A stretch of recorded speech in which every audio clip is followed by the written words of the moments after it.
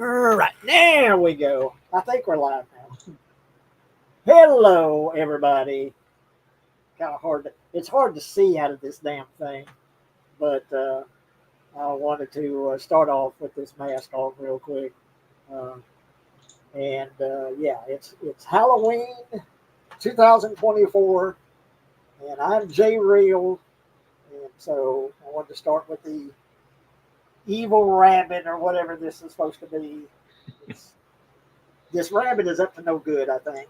So, but uh, but yeah, and let me like I say, I can barely see out of this thing, so I'm gonna go ahead and take this off. But yeah, it's my monster rabbit or whatever. I love the button. The button eyes is cool on the rabbit and the That's cool. teeth and everything. But yeah, Halloween 2024. Uh, and I'm here with Noah once again, and we'll continue to list. But I don't know if we've got some people tuning in tonight. Might be some people later because it's Halloween night. I'm sure people has got plans. There's people doing things, having parties and things like that. Probably everybody and their sister is doing a stream tonight Mhm. on Halloween night. Um, I've been trying to pretty much every night this month watch a horror movie. There's been a few that I've skipped, but last night I watched Day of the Dead and Carrie. Um, and so I watched Bub say hello to Aunt Alicia, and and and we'll talk about Carrie. I think tonight, one of my favorite movies. Period. Not just horror movie, but just one of my all time favorite films. Carrie, but we'll likely get to Carrie tonight. Um, but but yeah, Halloween. Of course, I've got a lot of memories of growing up and going trick or treating, usually with a friend of mine. I told the story about going with my friend Morgan McBride. This would be around 1975, I think. I would be like 9 years old and went trick or treating. And I was dressed up like a ghost, but my mother had put a ribbon around my neck, so I looked like I was in the Ku Klux Klan. Even had the point. It was Oh, perfect. And so, but it was a sheet. I was a ghost. And a holes cut for the eyes. But anyway, went to an old lady's house, and I was bit on the leg by a bulldog. Pretty good bite. He broke the skin, got me bleeding, mm. and and the old lady was apologizing for her bulldog. Got her bulldog in the house. She didn't have any candy, and gave me and Morgan 2 pieces of fried chicken apiece. And so we went to some friends of ours, an elderly couple. I think it was my sister driving. It might have been my mother, but I think it was my sister driving us. Took me to this elderly couple's house, and the old man cleansed my wound and put what we called back in the day monkey blood on it. Mercurochrome. Mm. That's what we call monkey blood. And he cleaned my wound. I had a pretty good bite. It 2 teeth marks in my leg. And Morgan was digging into the fried chicken. He said, "Oh, Jay, you got to try this fried chicken." And it was like the best fried chicken I'd ever eaten in my life. And I was disappointed at first because I didn't get candy. I got fried of all things fried chicken, but man, it was delicious fried chicken. So, so that's one of my vivid memories is getting bit by the bulldog and getting fried chicken as a treat. And yeah, but uh, but yeah, we'll continue the list, and I guess we'll get started. And Noah and I have often uh, complained about how low on the list some of these selections are and how ridiculously low on the list they are. Uh, the last show, and yeah, I'm naked. I'm in boxer briefs, and I'm showing my body. It's still hot in Texas. We got a cold front coming in. It knocked it down into the lower 80s. We had some rain this morning. So it's better, but it's still hot in Texas. It's still warm in this house. So yeah, you're still going to see me, see my flesh. I'm going to try not to expose too much. But anyway, the movie we're starting with would be on many people's list as number one. It's not my number one. My number one last show was we spoke about John Carpenter's The Thing is my favorite horror film. I don't even know how I would rank this. It's so personal to me, this film. I have such a personal connection with this film. Anyway, it's the Texas Chainsaw Massacre. And I remember growing up, I'd never seen it, but we knew about it. Growing up, when it came out, was it 74? No? Yeah. Mm-hmm. Yeah. So, I would be around 8 years old when it came out, so certainly much too young to see it. I don't know if my sister saw it. I remember my sister saw The Exorcist and spoke about that, but I don't know if she saw Texas Chainsaw Massacre at that time. But I certainly hadn't seen it, but we all knew about it. It was just something you heard about, but it was almost like this spooky legend, this movie. The Texas, and just the title alone, being in Texas, not only being in Texas, but being in rural Texas, being out in the country, and hearing about this movie and what it was about. And I remember my father would call it Texas Chainsaw Massacre. But of course, I'd never seen it. It wasn't until like 1985 that I finally saw this movie. And it was at an old 4-screen theater in Corsicana, Texas. I was with my friend Barry.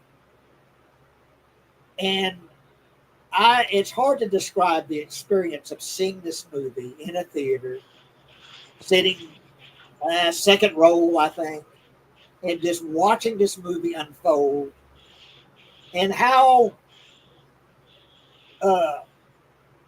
realistic it hit me. That I've been there. I am there. Rural Texas.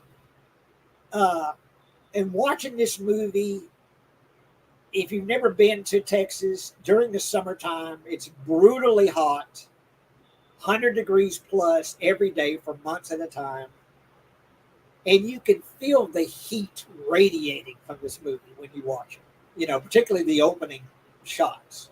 And you see that van going down the road, and you see that heat wave, radiating from the road, You can feel the heat from this film.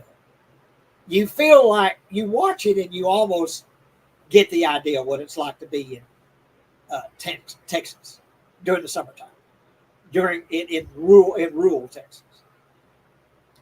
There's so many iconic shots in this film. Of course, that metal door, Leatherface closing that metal door. The girl being hung up on the hook. That iconic shot behind Franklin in the wheelchair when Leatherface appears, with the chainsaw, and Marilyn Burns just sitting and just screaming, constantly screaming. Who did the art direction? Was Robert Burns the art direction? I think so.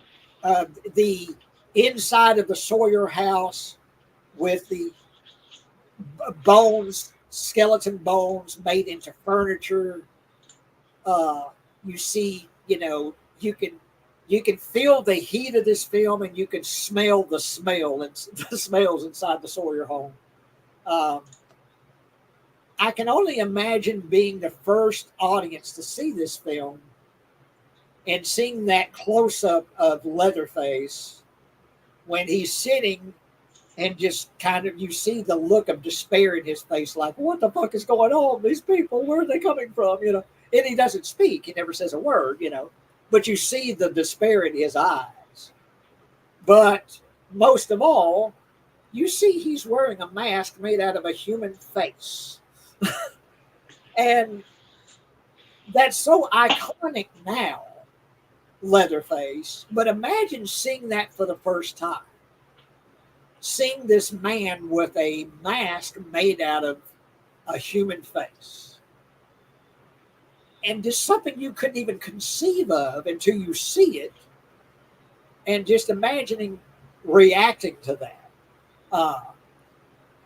Oh gosh, I could go on and on and on. Like I say, I think we'll do a watch along for this film if you're up for it pretty soon. But anyway, what have you got to say about Texas Chainsaw Massacre? I don't know. My experience, I heard of the film before I ever saw it, of course. None of the video stores around where I grew up had it. So I first really heard about it and was exposed to it by the movie Summer School. If you've ever heard of the movie Summer School.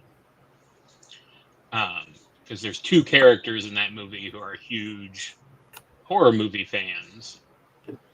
And they talk about Texas Chainsaw Massacre throughout the movie, and they even show parts of it. So that was kind of my first kind of like glimpse of it. And then I don't think I actually got to see it in its entirety until it first came out on DVD. And my initial reaction was kind of not great because, it'd been built up so many years. Yeah. Just hearing about it and stuff. And I was kind of like, especially the first act of the film with, Franklin being incredibly annoying. And I was just kind of like, probably the most annoying character ever put to film, Franklin. Yeah. They even when they were shooting the movie, I forget the actor's name that plays it. They didn't even they didn't even like him. Yeah. Yeah. And it was just so after the first watch, I was kind of like, okay, I didn't know what to think. But then, every time I've watched it since, which has been a lot, I'm always seeing something new, and it's always growing in my estimation. And sometimes what I find interesting about it is, sometimes it's very disturbing, and sometimes it's very funny. And I kind of, just depending on how my mood is that day when I'm watching it, I kind of come at it from a different angle.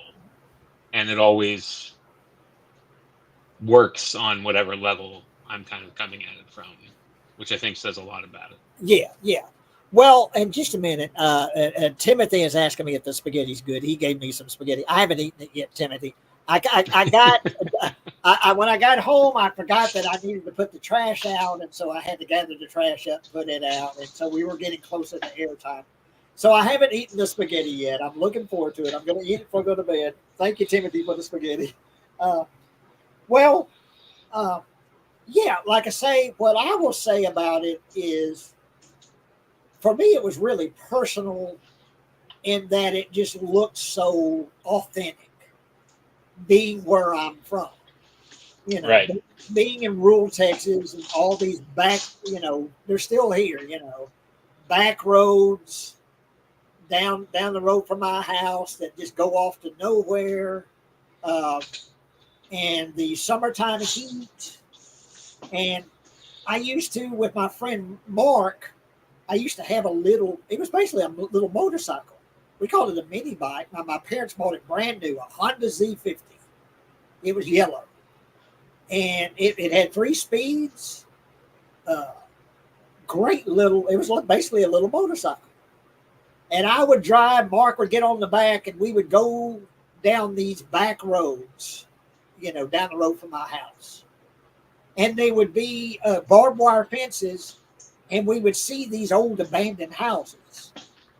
So I would park the bike, and we would crawl under the barbed wire fences, and we would go explore these old abandoned houses. And they would be full of chicken bones and chicken feathers and like an old broken down piano. and an old Chester drawer. There'd be, daddy long leg spiders everywhere. We lost it. Lost Noah. Hopefully he'll come back. I hear you. I don't see you, Noah. I hear you, but I don't see you. Yeah, give me a second here. But anyway, so when I finally saw the inside of the Sawyer house, I was like, man, I've been there. I have seen that. I have seen that interior. This old, house with, chicken feathers everywhere and animal bones. It'd be like maybe an old, bones of an old coyote or something. So it was so authentic, this film. The look of it, the feel of it was so authentic to me that it really hit home. And that opening narration, John Larroquette from Cheers, the opening narration and those words up on the screen, talking about what's going on in a Texas Chainsaw Massacre. And then when you see that opening shot of this corpse propped up on a tombstone, holding a head of another corpse, it looks so realistic. I'm just thinking, shit. I'm sure they're saying that it's a fake corpse. No, they dug up a real corpse. That's a fucking real corpse. It looks so real to me, that corpse that's propped up. And as I'm watching this film, I'm just like, holy shit! And that opening sound, that that iconic sound. Yeah, the camera. Yeah. I believe what that is a tuning fork running up and down a piano chord. I believe that's how they achieve that sound. And the sound design. Let me get the guy's name. Hang on. Maybe you know. Maybe you know who did the sound. Wayne Bell.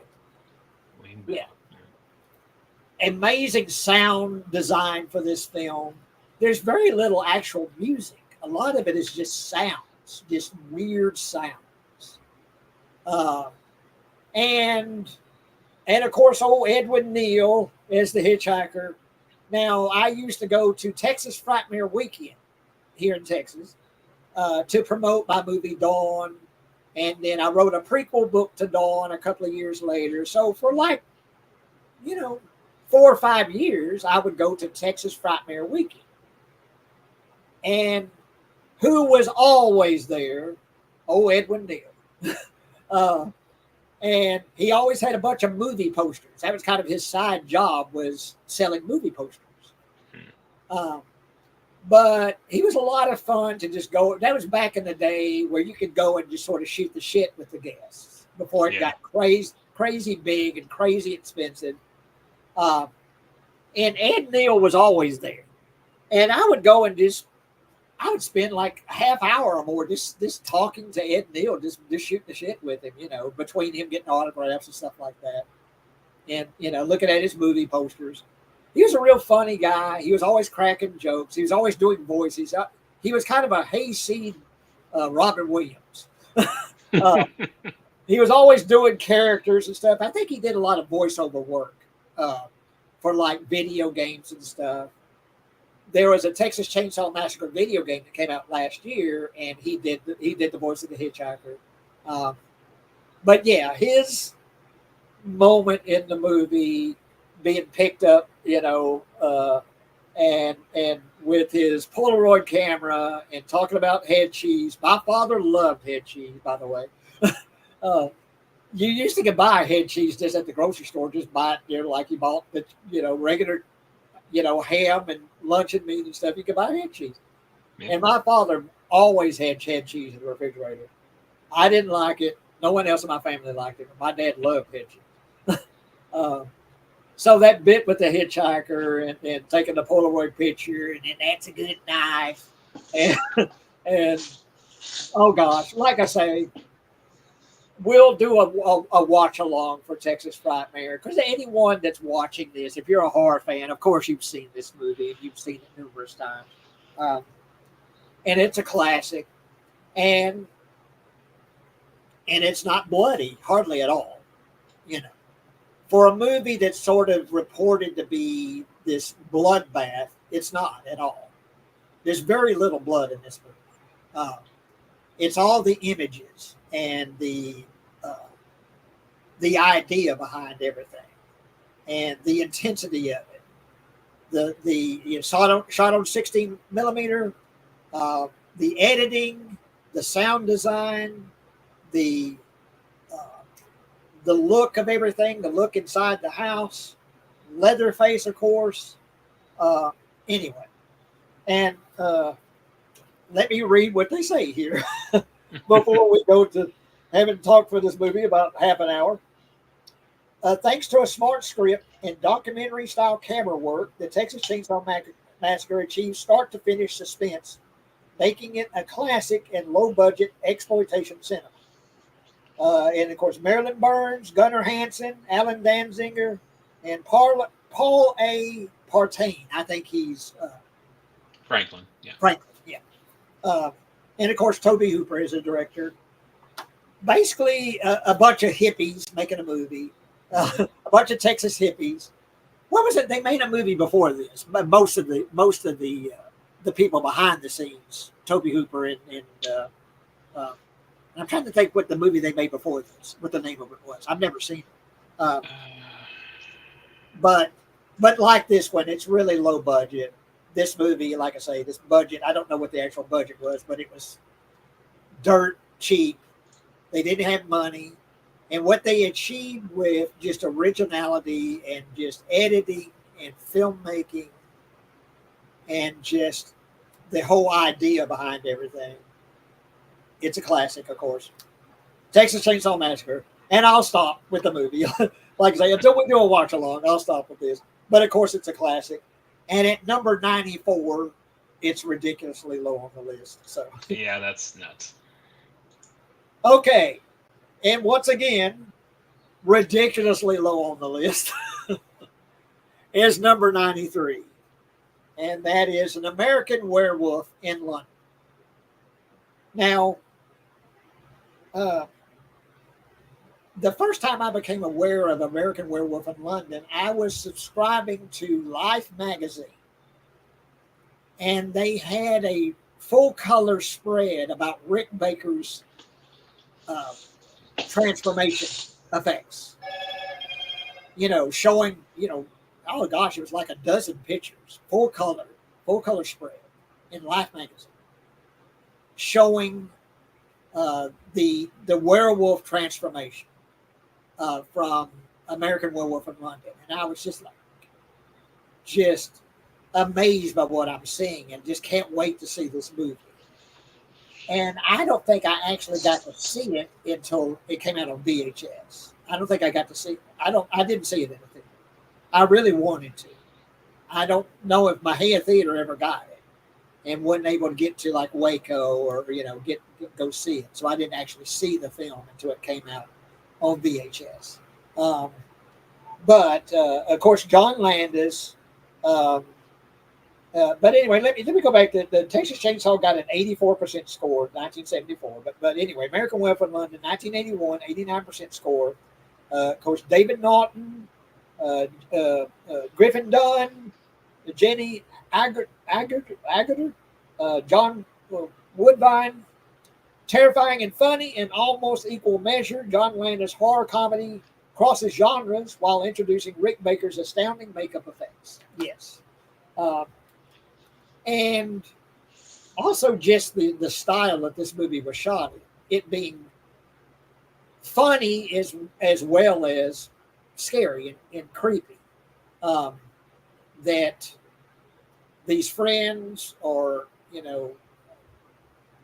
kind of traveling in London. They're kind of hitchhiking. They're having a vacation. They what's the name of the bar they stop at? Slaughtered Lamb. The Slaughtered Lamb, because it's cold, so they want to stop, get them a drink, and anyway, the folks at the Slaughtered Lamb are not acting very they're not very hospitable or whatever. They're not welcomed very well. Uh, they're kind of rejected, not because they're American. So it's like, well, why are they being treated this way?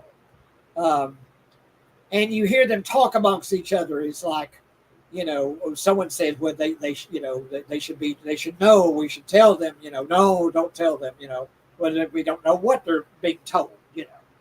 So they're basically being kicked out of the slaughtered lamb, and they're out. It's cold. They're out there. They don't know where to go, and then they hear a dog. And oh God, and so they get scared and they start running and they don't know what to do. And this dog attacks. And David Naughton, I'm a pepper, you're a pepper.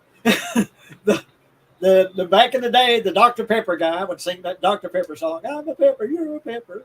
Wouldn't you like to be a pepper? Because I remember when I saw that's who was playing the character, I said, oh, that's the Dr. Pepper guy. He gets attacked by the dog, and it pretty much rips him apart. No, it attacks him, but it attacks his friend Griffin Dunn and rips him apart, tears his throat out, kills him, and then slashes David Naughton and knocks him out. And he wakes up in a hospital, and he starts having a relationship with his nurse. And then Griffin Dunn shows up as a corpse with his neck all ripped out, and tells his friend, "You're going to become a werewolf, and you're going to kill, and you need to die." And of course, he didn't believe this. He didn't believe he's actually seeing his friend; that he's having a hallucination. But anyway,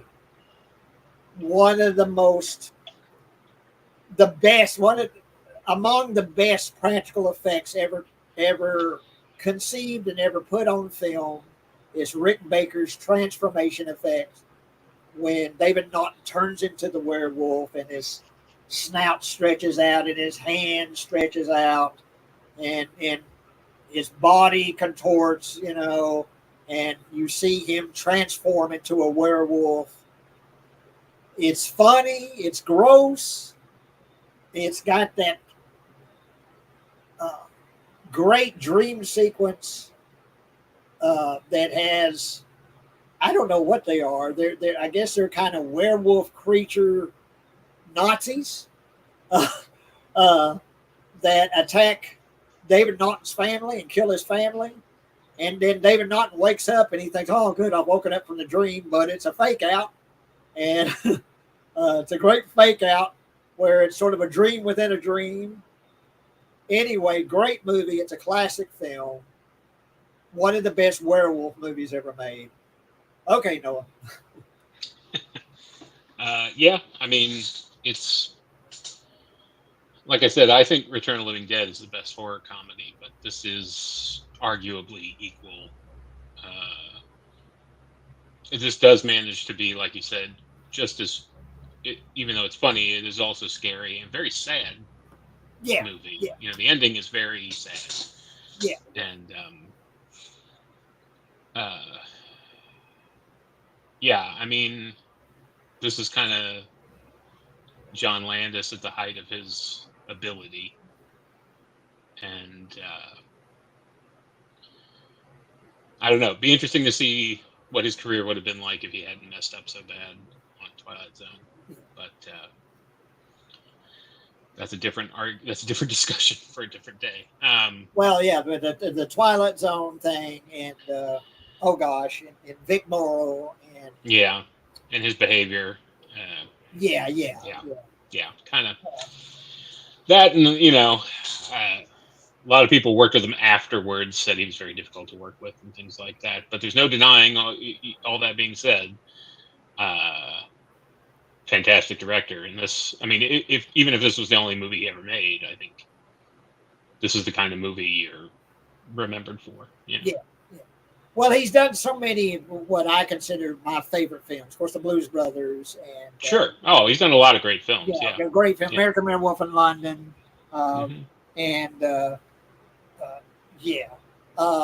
but yeah, the Twilight Zone incident pretty much derailed his career, and like you say, the way he acted during all of that, he was responsible for a lot of the what went wrong there, um, and tragic, of course. Um, uh, but yeah, this is among his best, and of course, it's a classic, and way, way, way too low on the list. Um, Yeah. but yeah, American Werewolf in London. Yeah, what can you say? You know, if you know, you know. uh, but okay, number 92. Uh, this is the movie version that came out a few years ago. Um, it don't say part one and part two, so I guess they're covering both films. I'm assuming. Uh, and this is maybe it's the first film because this is 2017, so maybe it's the first film. And this is it. Well acted and fiendishly frightening, with an emotionally affecting story at its core. It amplifies the horror in Stephen King's classic story without losing touch with its heart. Andy Muschietti directed. Um, but yeah, um, particularly after the Stranger Things series came out, there was this sort of uh, it became popular sort of to recreate the look and feel of an 80s film. Uh, and I think particularly the first chapter, captures that look and feel very well. It's well done. Um, and very emotional. Uh, uh, you would the like the TV version, the TV miniseries version. The stuff with the kids is the best part of it.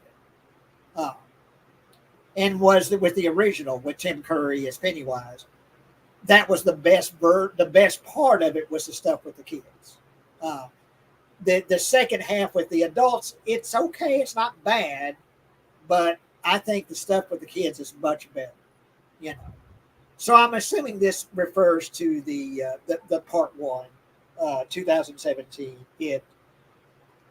I love the book. I've read the book like 3 times. It's a damn, you're basically reading an encyclopedia. It's probably his longest book, if not close to it. Um, it it gets into some heavy moments at the end of the damn book, where you basically have a gangbang with preteens. Yeah. Which I think was, I don't know if it's something he regretted doing, but I think it was a moment that Stephen King said, okay, you went a little far there, Stephen. Well, he was doing a mountain of cocaine when he wrote Yeah, that. well, yeah, he was hitting the powder pretty heavy back then. So, which of course is not depicted in the film or in the TV series. But Thankfully, yeah. yeah, um, but great story. But anyway, here's Skarsgård. What's his name? Is that his name? Skarsgård plays. Yeah. Mm-hmm. What's his name? Full name? Bill. Bill Skarsgård. Yeah. Yeah. He plays Pennywise. It's a very creepy design Pennywise. I prefer Tim Curry, but his is really good. His Pennywise is really creepy. The opening moments with the kid, with the little toy boat, the little paper boat going down the drain, and when you see Pennywise, and he bites the kid's arm off, which that isn't really shown in the TV version, but it's shown here pretty graphically. Yeah, it's a good movie. It's well done, and it captures that 80s vibe to me, that feel. But yeah.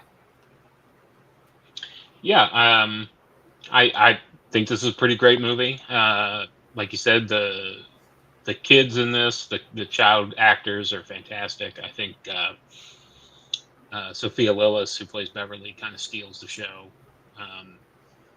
And I really have very few faults with this film. I'd like it more if it was just this film. Yeah, Because yeah, I think the second film is bad, like not like genuinely bad, and I might even level that criticism against the book because I feel like some of that is baked in from the book. I tell people who haven't seen these whenever it comes up, I said watch the first film and just pretend they defeat him permanently at the end, yeah. and don't bother with Yeah. the second half. You feel like with the book and the movie version, the second half is just kind of filler. It's not so much filler. I think it's from a dramatic standpoint. It's very easy to sympathize with these children. It's much harder to sympathize with them as adults. Yeah, And it's just because, and I understand it's the theme and the point of the story, going back and confronting past traumas and experiences and things like that. That totally works from a thematic standpoint. I just feel like as an entertaining story, it doesn't work for me, that part, because I don't really care about them as adults. And and I kind of agree with that. And like I yeah, said, I've read the book. I've read the whole book several times, 2 or 3 times. It's a huge book, yeah, but I kind of agree with what you're saying there. Although I do enjoy the stuff with the adults as a book, the stuff with the kids is much more impactful. yeah. Um, and in the book, it kind of goes back and forth, unlike I think that helps a lot yeah, in unlike in terms of the book. the TV series and in the movie where it's two separate stories. In Yeah, the when book, you it when you kind of split goes it up that way, it's yeah. I think that's maybe where the problem comes in more. yeah, yeah. Uh, But anyway, like Noah says, at least the first half is really good, um, and it's got an 85% score. 2017. Yeah, yeah. Okay, it's been a while since I've. There's another one I need to revisit. I did see this in the theater. I enjoyed it, but I don't know if it was the movie itself or the theater I was watching it in. But it was so fucking loud. It hurt my ears. And this is Sam Raimi's Drag Me to Hell. And of course, Sam Raimi is famous, of course, with the Evil Dead series. And anyway, what it says here, Sam Raimi returns to top form with Drag Me to Hell, a frightening, hilarious, delightfully campy thrill ride. And Sam Raimi, Alison Lohman, Justin Long. Um, Basically, it's a I forget what she does wrong, but it's a girl that gets cursed. And but what she denies the woman a bank loan. that's it. Okay. And the woman is like a gypsy or something. And like I say, it's been a while since I've seen it, so you can correct me on what the actual plot is. But she curses this woman, and it's entertaining. It's loud as hell, like I say. Uh, Very flashy. The typical Sam Raimi direction, very flashy, quick cut editing. Um, yeah, yeah. I'm going to let you take over though for Drag Me to Hell because, like I say, I need to revisit this one. So my memory's not real vivid about this one. Yeah, I mean, I think this one's pretty underrated. I know it gets some flack for being PG-13, but yeah, you've got the story basically right. She denies the old woman the loan, and then the woman curses her, and then eventually the woman dies, and she's being kind of haunted by her ghost and a demon that the woman has kind of put onto her. I think there are 3 scenes that really stand out in this film. I think there's early on in the film, there's the fight scene in the car between her and the old Romani woman. And it's like a Three Stooges fight, basically, but with lots of mucus and and snot and weird shit. And then there's the turning point in the film where the main character sacrifices a kitten to try to get rid of the curse, and that's when you kind of, as an audience, are kind of like, that's it. You deserve to die, basically. You know. And then my favorite thing is they try to have like a seance with this supernaturalist towards the end of the film, and they put the demon in a goat, and the goat starts talking and starts calling people bitches and stuff like that. Any movie where a goat calls someone a bitch, I'm gonna love, you know. So, yeah, it's just a lot of fun, and it's got that unique, even though it's not like hard R or anything, it's got that unique Sam Raimi sense of humor and craziness to it, and very flashy and. Yeah, it's just a lot of fun, you know. But yeah, and Drag Me to Hell 2009, 92% score. But yeah, I need to revisit that one. But I thought I saw it in the theater. I had a lot of fun with it when I saw it. But yeah, I need to revisit. Okay. And here we go. Once again, Vincent Price shows back up. And this is number 90. And this is The Fly. Help me. Deliciously funny to some and eerily prescient to others. The Fly walks a fine line between schlocky fun and unnerving natural parable. David Hedison, Patricia Owens, Vincent Price, Herbert Marshall, and Kurt Newman directed. And this is 1958, The Fly, 95% score. Yeah, I have a lot of fun with this film. It's pretty ridiculous, the ending.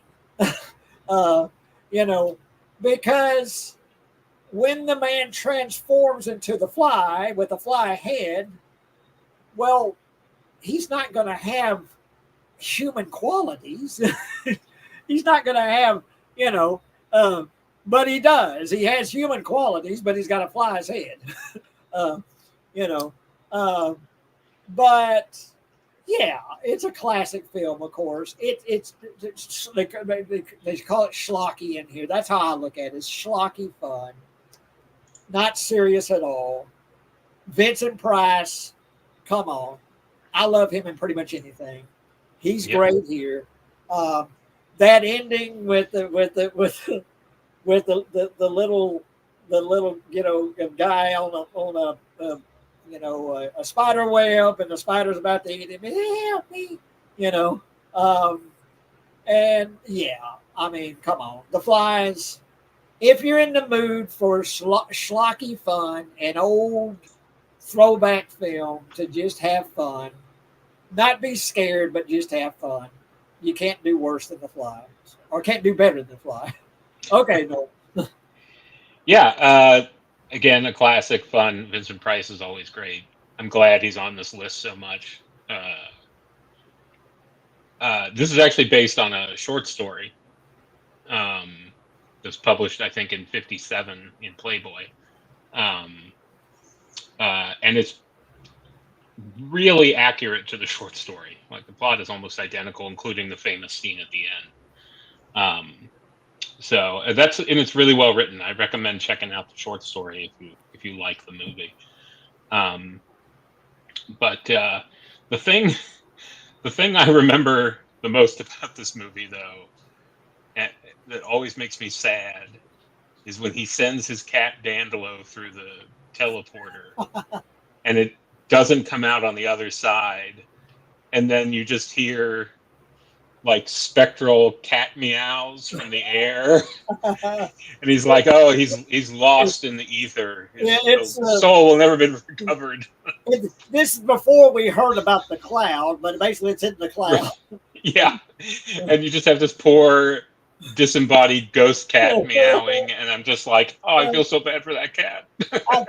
The movie I made the short film I made a few years ago, and if anyone wants, I'll put the link up, like on the Dead Pit channel, on Dead Pit Fans or something like that. If you haven't seen it, She Made a Monster, and it's this little kid who's like a little girl's like a little mad scientist, and she makes a homemade teleporter, and she's going to teleport the TV into the backyard as the test to test the teleporter. But there's an old dinosaur movie in Lost World, because it's public domain, showing on the TV, and she transports a dinosaur into the real world. And it's kind of my homage to The Fly. But anyway, she accidentally, in testing the teleporter, transports her big sister's hamster, Henry, and it goes into the cloud. And that's kind of my homage to the cat in The Fly. Yeah, there you go. Henry the hamster goes into the cloud. So, but anyway, yeah, a lot of fun. The Fly, yeah, and of course Vincent Price. You can't lose with Vincent Price. This one, 89. Oh, did I say that? Yeah, I said the director. Okay. This one, I think it's effective in it's creepy. The best way I can say it's creepy. And effectively creepy to me. Anyway. And this is Village of the Damned, 1960, 93% score. Wolf Rilla directed, George Sanders, Barbara Shelley, Michael Gwynn, Lawrence Naismith. Chilling performances and a restrained, eerie atmosphere make this British horror both an unnerving parable of its era and a timeless classic. And what were they kind of making a comment on at the time? It was something political, wasn't it? Well, the novel by John Wyndham came out in the 50s, so it was most likely communism. But like McCarthyism. It depends on how you take it. It's either a straight up indictment of communism, or it's a criticism of McCarthyism or the Red Scare. Yeah. Hard to say, really. I mean, you could read it either way, But basically, it's a black and white film. You have this little small town, this small community, which is Britain, isn't it? And there's like I don't know, it's like a comet or something goes across the sky. And if I'm remembering right, but anyway, everyone basically passes out for a short time. Right. And when they wake up, all the women in the town become pregnant. Kind of immaculate conception. They're all pregnant. And they all give birth to these little, like, blonde-haired kids with glowing eyes that can manipulate you if they stare at you. You look into their eyes, they can control you. They have plans for the world. They have plans, and they want you to follow their plans. If you do, everything will be all right. If you don't, things will go bad. And speaking about communism and McCarthyism or whatever, however you would take this. But the kids are really creepy. The glowing eye effect is really creepy on the kids. The sort of monotone voices, the way they speak in these real calm, monotone voices is really creepy. I don't know. I think it's effective. What do you think? I think this movie's fantastic. A lot of older sci-fi films don't age well, but I think this is aged just fine. I mean, you could watch this today. I think it works perfectly, and I think what the film's trying to say, whether it's anti-communist or pro-communist or whatever it's trying to say, it's mainly conformity versus individuality. Because their group think is defeated by the willpower of an individual man. He defeats them with the strength of his will. And so I think it's mainly just a story about not going along with, a particular political philosophy or religion. I mean, the fact that they're all immaculately conceived is clearly something going on there with religious Well, stuff. what we're going to go through Tuesday certainly makes this film hit home for a lot of for me personally, hit Sure. home for a lot of people, and the hand wringing I'm going to be doing on Tuesday is this movie hits home Sure. very, very strongly in what we're about to go through pretty soon in a few days. Sure. Take that as you will. Yeah. But pick your lesser evil. yeah, there you go. But anyway, Wolf Rila directed. I'm probably mispronouncing the name, but anyway, this is Village of the Damned, 1960, 93% score, number 89. I don't think I've seen number 88. You Won't Be Alone, 2022, 93% score.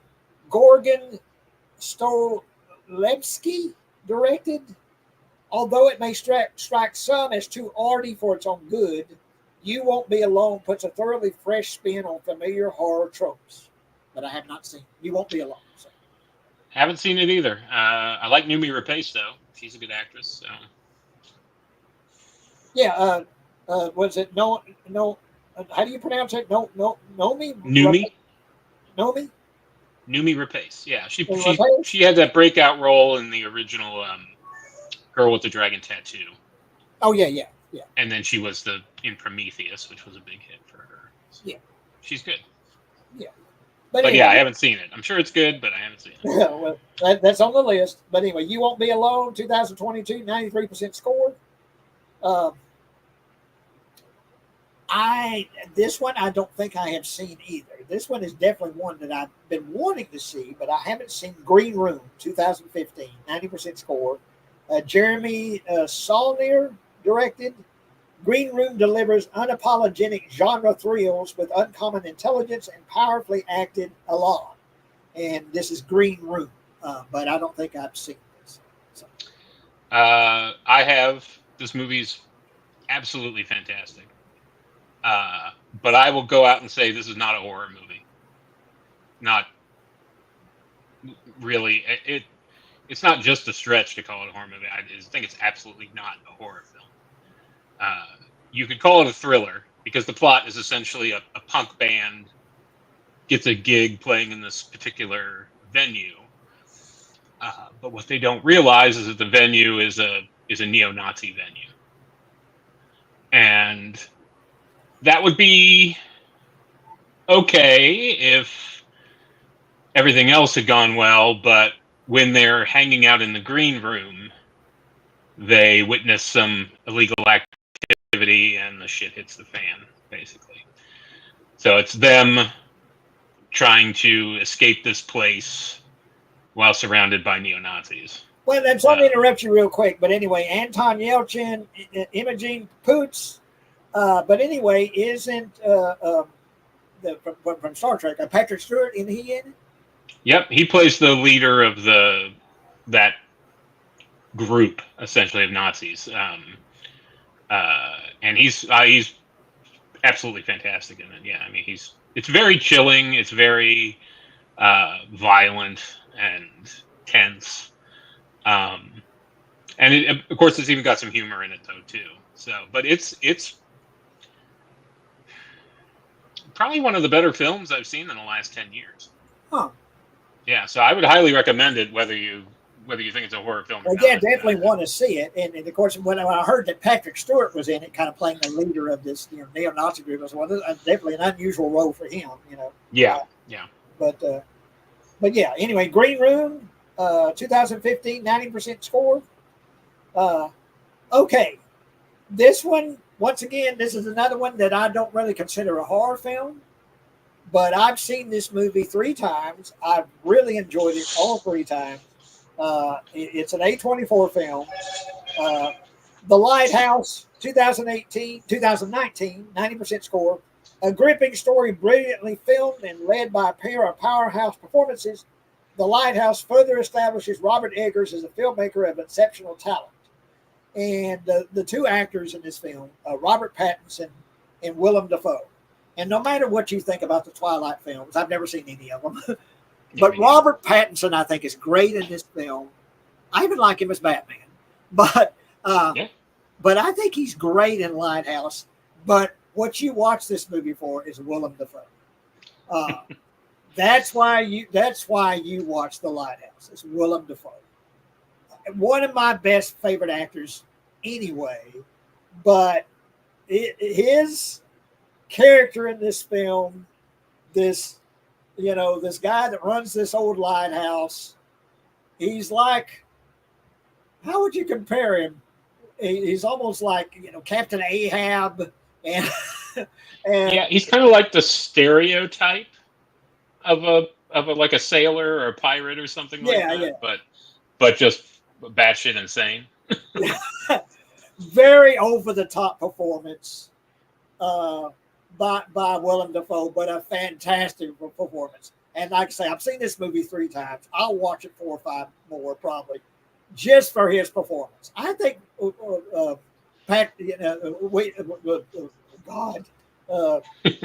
Pattinson, I think he's really good in this film too. But Willem Dafoe is why you watch The Lighthouse. And that's what it's about. It's about this Willem Dafoe that's running this old lighthouse, and he brings in a new a worker to help him out at the lighthouse. And there's some very surreal images. It's filmed in black and white. It gets surreal. It gets weird. It gets creepy. But I wouldn't call the movie a horror film. It's got a very, almost a horror film ending to it, but I wouldn't call the overall film a horror film. But anyway, what do you have to say about The Lighthouse? Yeah, I'd agree with that. I mean, it has a lot of elements that you could consider horror, and definitely some imagery. But yeah, it's not really a horror film. But I mean, the acting, the cinematography, the shot layouts, the imagery.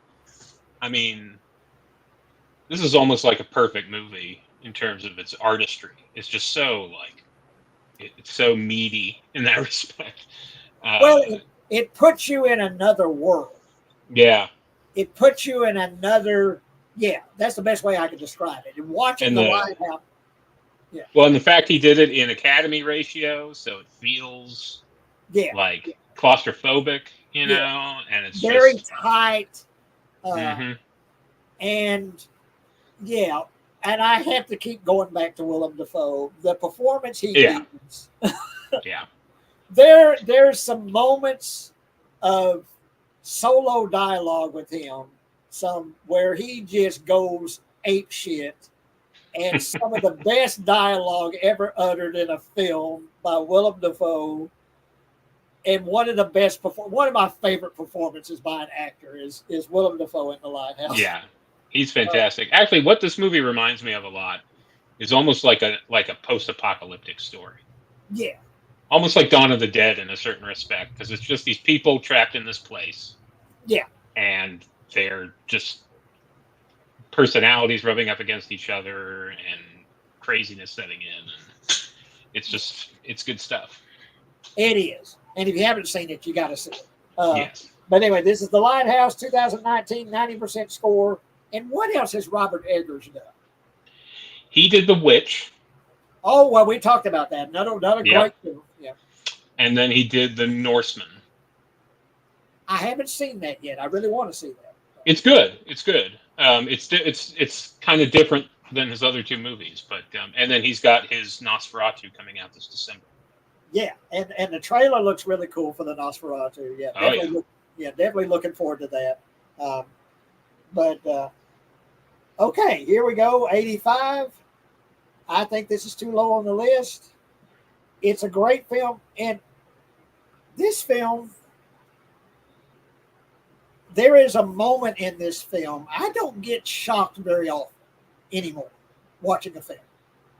Now, when I saw Terrifier 2, the bedroom scene, okay, that that just like, oh shit, something to go to that extreme. I hadn't seen that in a long time, if ever, it to that extreme. But there's a moment in this movie, Hereditary, 2018, 90% score. Ari Aster directed, Tony Collette, Gabriel Byrne. Um, Hereditary uses its classic setup as a framework for harrowing, uncommonly unsettling horror film, whose cold touch lingers long beyond the closing credits. Uh, and let me first, speaking of acting, talk about Toni Collette in this film. I think she should have got an Oscar nomination for this film. Absolutely. For Hereditary. It's dealing with kind of a demonic force, but you deal a lot with Hereditary. Basically, it's a great title for the film because you deal with that subject very heavily. Hereditary, of this woman and her mother who's recently passed away, and what her mother was up to in her previous life, and bad things start happening to this poor family. And the moment I'm talking about, you know what I'm talking about, where there's a brother and sister. The brother's driving, the little sister's in the back seat, and she's choking. You don't know exactly why she's choking. You find out later why she's choking, but she's choking, and she puts her head outside of the window to get some air, and they come upon a light pole, I think, and something very bad happens to this little girl. And I was, oh shit, and it doesn't really show it. You see the effect and his response, which is just like he just almost shuts down. Pretty much shuts down when he knows what's happened to his sister in the back seat. And that's one of the few times recently where I've seen something that really kind of took me back. And it's like, oh shit. But anyway, yeah, the performance by Toni Collette in this film, Oscar-worthy performance, fantastic acting, very creepy atmosphere. And this is a film where you watch it, and it's one of those films where you watch when there might be a little something happening on the side of the screen that you didn't notice the first time you saw it. Little things happening in the background, and really creepy moments. Anyway, yeah. What do you have to say about the film? Yeah, people throw around the term modern classic a lot. I think this is one of those situations where it actually applies. I think this movie is on par with something like The Shining. I mean, it's got just the way it's shot, the scares in it, the themes of like family trauma and generational trauma and all this stuff. I mean, it's just like I've been wishing he would make another horror. This director would make another horror movie because he did this in Midsommar, and now he's kind of done other stuff. But if he never makes another horror movie, I mean, this is kind of as good as it gets. I haven't seen it. What's the film he made with Joaquin Phoenix? Beau is Afraid. Beau is Afraid. Yeah, I haven't seen it yet either. I've seen the trailer, and I was like, oh god, it looks pretty kooky. It looks stupid and goofy, but it's like, made Hereditary and Midsommar made this. But I do want to see Beau is Afraid. But yeah, I'll tell you though, if you like this movie, he made a short film before this. It's like a 40-minute short film called The Strange Thing About the Johnsons. I've heard of that. I haven't seen it, but I've heard of it. It's on YouTube. You can watch it. That short film is just as disturbing as some of the things in Hereditary. I mean, it's so hard for people to make a horror film that genuinely bothers people these days. And man, he Ari Aster can do that. He can bother the shit out of me. And Yeah. Well, like I welcome say, and then watching it, and just the first time I saw it, it's just like I knew after I watched it, this is a movie I'm going to have to watch again.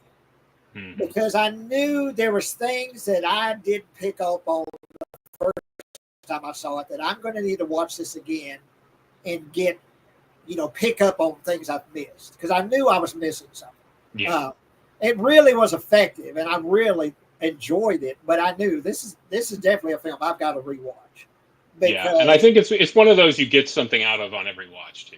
Yeah, and like I say, just things, and I've noticed. I've seen it 3 times. Every time I've watched it, I've noticed something new, something I didn't see before. Like I say, something happening in the background or in the side of the screen, or just little things that he put in there, but he didn't harp on it and didn't really bring it out, and shove it in your face. But it's something that's going to add to the whole composite of the shot. That is like, oh, I didn't see that before, And great ending. The ending is one of the creepiest things ever put on film. And like I say, as far as acting performance, Toni Collette, she should have got an Oscar nomination. She should have won for this movie. Yeah, not just absolutely. But anyway, that is Hereditary, 2018, 90% score. Ari Aster directed. Okay, I haven't seen this film, and this is Beast, 2017, 92% score. Beast plays like bleak poetry, unfurling its psychological thrills while guided by its captivating leads and mesmerizing visceral visuals. And it's Michael Pierce directed, 92% score of Beast, number 84. But I haven't seen Beast. No, I haven't seen it, never heard of it. Okay, we can move on then. But anyway, I have a long list, and I'll put Beast on the list, 2017. Okay, I don't think I've seen 83. And this is Ready or Not, 2019, 89% score. Matt Bettinelli opened and Tyler Gillette directed. Smart, subversive, and darkly funny, Ready or Not is a crowd-pleasing horror film with giddily entertaining bite. Ready or Not, 89% score, 2019, but I haven't seen Ready or Not. I have. This movie is a lot of fun. I compare it to something like You're Next, if you've seen You're Next. It's kind of like a comedic horror thriller cat and mouse game. The basic plot is that this woman's about to marry into this rich family who made their fortune off of board games. And on like the night before their wedding, it's tradition in this family to hunt the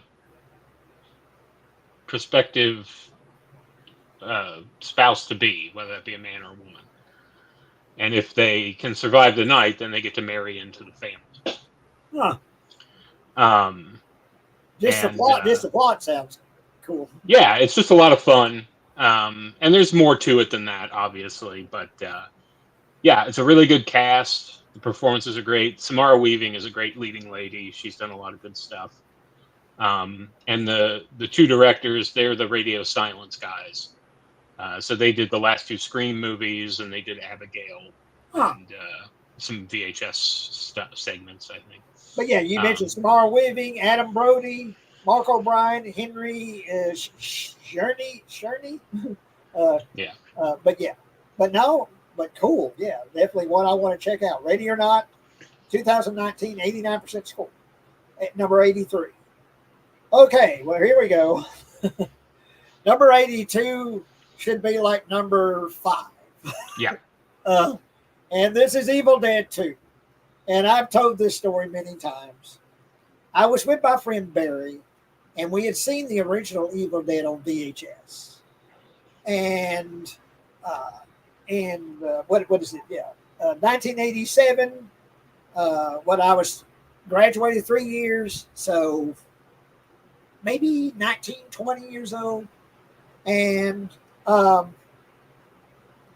we wanted to go see a movie. Didn't know what we were going to see. And I've got totally messed up here, but hang on. But we had seen the first Evil Dead on VHS. And I'm looking at it. This is back in the day where you would look through the Saturday paper. And I've shown that book I got for Christmas that came much later. But anyway, that book has got all the old movie ads from newspapers in it, you know. So you'd see the actual movie posters in the old newspapers. You know, there'd be a whole full-page spread of just movie, you know, what's showing at the theater. And they'd show the old movie, you know, posters and stuff. And saw Evil Dead 2. And at the time, I didn't even know there was going to be an Evil Dead 2. But we had recently watched Evil Dead 1 on VHS and loved it. You know, just had a lot of fun with it. And, you know, and so we wanted to see a movie, and I saw in the paper, hey, Evil Dead 2. And I had to remind Barry what movie that was. You remember that, you know, that they're in this cabin, and there's like, you know, the Deadites and all that, you know. And the scene that always got the both of us was the girl getting stabbed in the ankle with the pencil. Yeah. And we, you know, and he said, oh, yeah.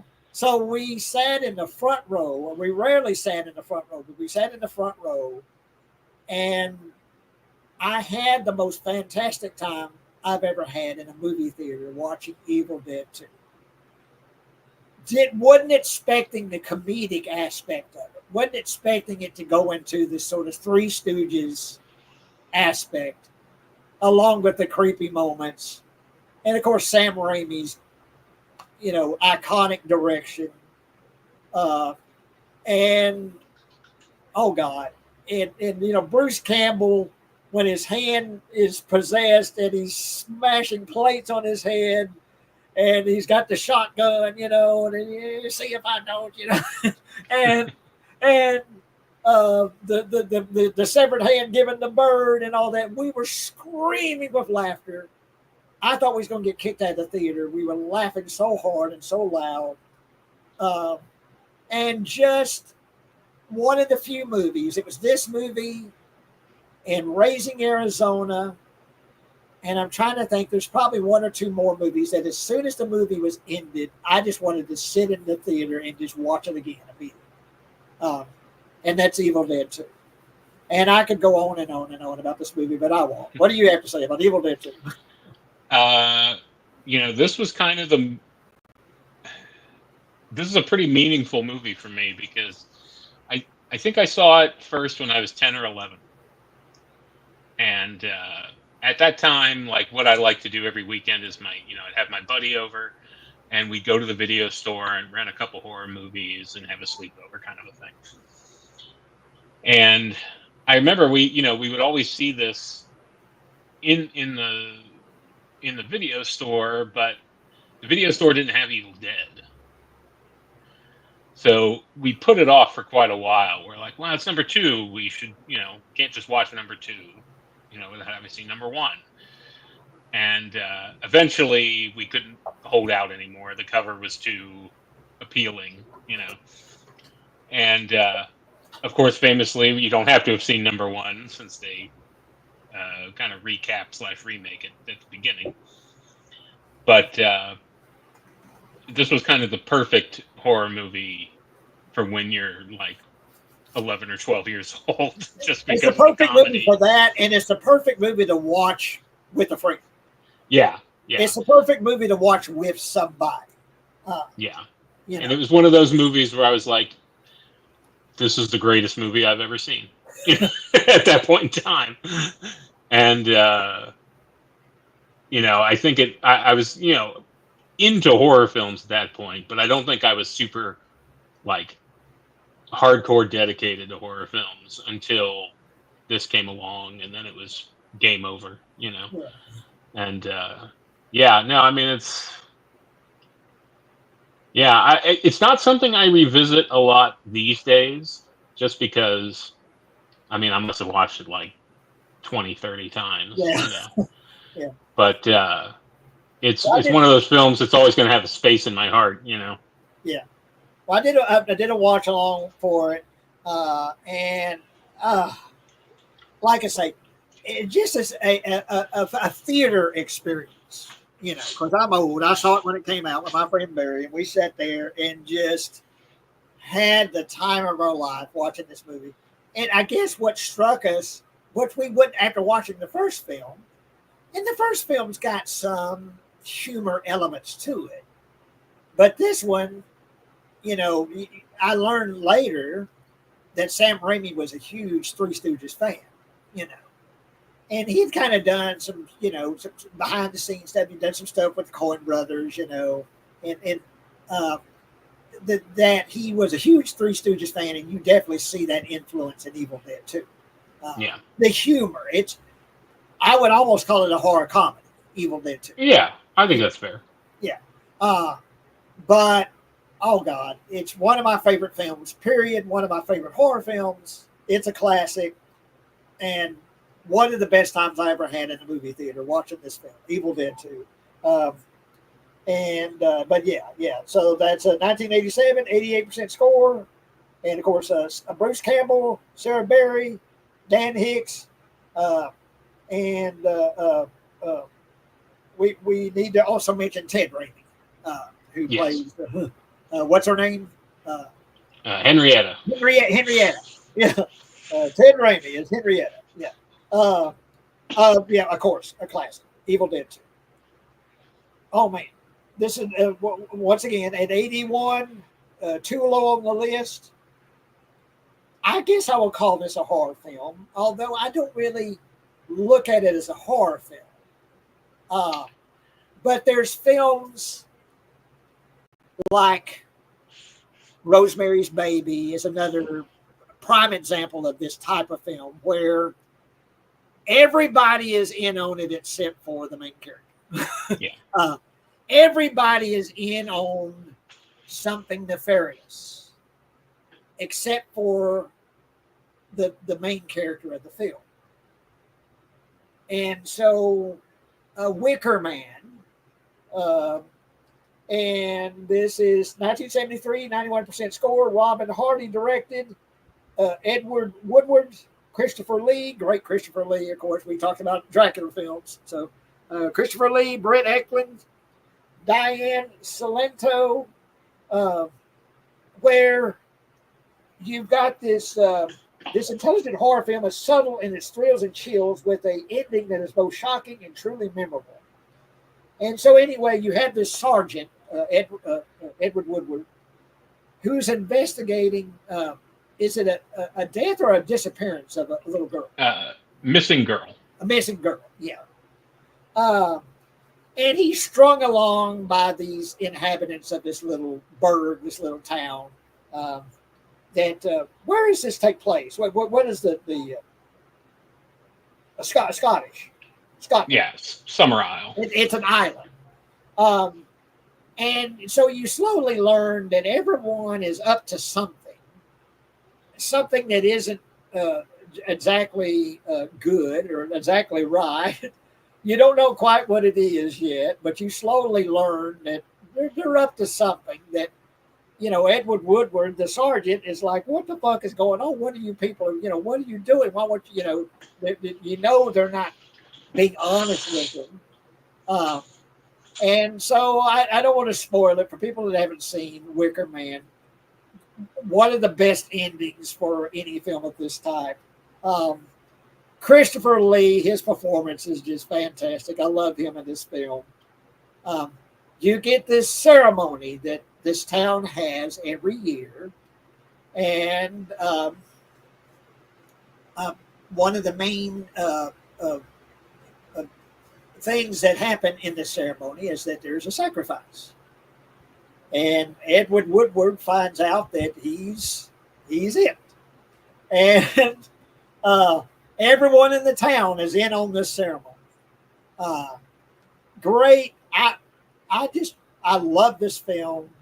I love Christopher Lee's performance. And there's people that tell me, well, that isn't her real. That isn't the actress's ass. I don't care whose ass it is. It's a nice ass. I don't care who it belongs to.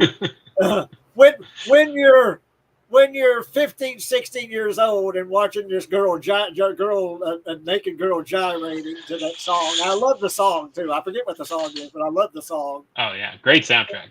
And then she's dancing naked. And then I've heard, well, that's a stunt double's ass. I don't care if it's a stunt double. I don't care whose ass it is. It works for me. But anyway, yeah, great film. A lot of fun.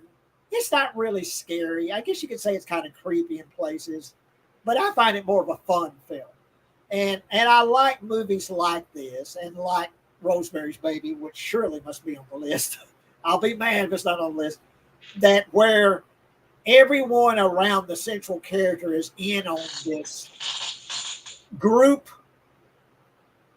thing, whether it be a ceremony or a ritual or whatever, but they're all part of it, and the lead character doesn't know that until it becomes too late to know that. And things go bad. So, but anyway, what do you have to say about The Worker? This is one of my favorite movies. On a personal note, and then I can only speak for myself, obviously, but I was raised by a pretty hardcore Christian mother, and if you're a hardcore Christian, this is definitely a horror movie to you. Because the things these people are doing are bizarre and strange and frightening. And I was young and I didn't know anything about, folk traditions or pagan practices or anything like that. Now that I'm older, and again, just speaking for myself, I don't particularly hold any strong religious beliefs. It's definitely not scary anymore in that respect. But if you're a Christian or you don't like human sacrifice, then you might find it to be a horror film. But interesting note, though, this is the BFI many, many years ago released their list of top 100 British films of all time. And this is the highest rated horror film on that list. Huh. So, it's number one on that list. Yes. So this is, according to the BFI, this is the greatest British horror film ever made. And there's a pretty good argument for that, I think. I haven't seen the Nick Cage remake, but I haven't seen not the bees. That movie is genuinely hilarious. I think that would be a fun, so bad it's good film to watch. That's one you should do a watch along for. Maybe we'll do a watch along for the remake with Nick Cage. Yeah. The bees. But a classic film, great. And like I say, Edward Woodward, that he made a series called Equalizer. I remember watching. Mm-hmm. My dad liked the Equalizer, and I'd watch Equalizer with my dad. With Edward Woodward, it's Equalizer. Heck yeah, he's great. But anyway, Christopher Lee, Brett Eklund, and Robin Hardy directed. 1973, 91% score. Number 81. Here's another one. I have heard this movie, and I still haven't seen it. Attack the Block, 2011, 91% score. Joe Cornish directed. Effortlessly mixing scares, laughs, and social commentary, Attack the Block is a thrilling, briskly paced sci-fi yarn with a distinctly British flavor. But I haven't seen Attack the Block. Number 8. It's pretty good. Again, another one I don't think I'd call a horror movie. It's pretty strictly sci-fi. Aliens attacking a low-income housing tower block. But it's got good action, good laughs. John Boyega and Jodie Whittaker are the two leads, and they're fantastic. Jodie Whittaker is one of my favorite actresses, so I'm a little partial. But yeah, it's another movie that's a lot of fun, but still has some depth and substance. You know, it's not totally disposable or anything. So I would check it out. Okay. Yeah. Attack the Block, number 80, 91% score, 2011. And I haven't seen the next one. Number 79, Werewolf by Night, 2022, 90% score. A spooky yarn told with taut economy. Werewolf by Night is a standout Marvel entry that proves Michael Giacchino, I'm probably mispronouncing the name, as atmospheric and skilled a director as he is a composer. But yeah, Werewolf by Night, 2022, 90% score, and it's a Marvel film. Yeah, it's a 1 hour special they did for Disney Plus. It's black and white. I'm sorry, I have seen this. Oh, okay. And when you said black and white, I said, "Oh, I did see this. Yeah, I had fun with this. Yeah, but go ahead. Yeah, it's a lot of fun. It's I was a Marvel kid growing up and a monster kid, so yeah, black and white, Werewolf by Night. You got cameos by the Man-Thing. It's really well photographed, and it's a fun story. Michael Giacchino is a famous film score composer. I think this is the first thing he ever directed, but yeah, I don't know if it belongs on this list, but In an hour film, basically. Yeah. But I've been wanting them to make a follow-up. Black and white Disney Plus. Like, yeah, I did see that. Yeah. Yeah, but it's a lot of fun. Yeah, if you love it's a big ode to kind of Universal monster movies. It's a throwback film. Yeah, absolutely. Yeah, but they shot black and white, like you say. The werewolf is kind of like the old classic werewolf design. Yeah, this is one of those things. Even if you hate comic book movies or Marvel movies or whatever, if you like horror movies, definitely watch it. It's just a lot of fun. Yeah, but yeah, Werewolf by Night, 2022, 9% score.